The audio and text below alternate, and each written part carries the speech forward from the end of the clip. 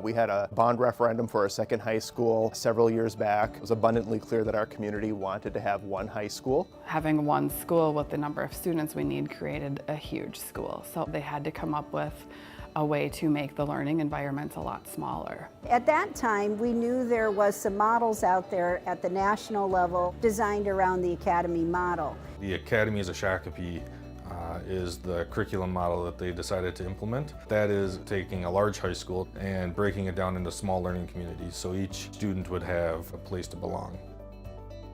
We were able to pick and choose and say, that's a really good idea, let's bring that back to our architects, let's bring that back to our committee and to our community. We were shoulder to shoulder with them on tours so that we were learning and seeing the things they were seeing. You know, what about those programs or those facilities or those experiences were relevant to how they saw their academy model.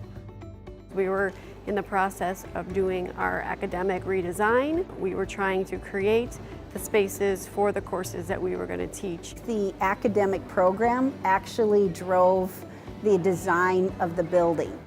WOLD was instrumental in helping us create learning spaces that matched the vision of the academy model.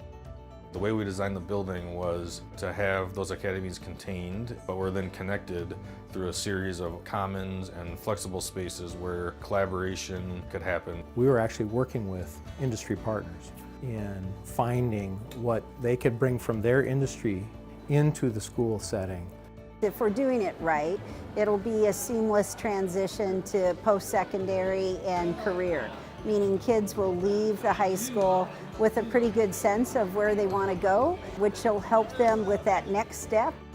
If we can say that we're doing that for all kids, then we have hit the mission that is so important to us as part of the Academy model. I don't think anybody from Shakopee would have thought that this massive, beautiful school that has all of these activities and all of these courses to offer to our students would exist in what was a farming community just 30 years ago and seemed a million miles from the city of Minneapolis. Now it's a suburb and a thriving suburb at that, and this is going to be a beacon, as I said, not only for this community, but for the entire state and hopefully beyond.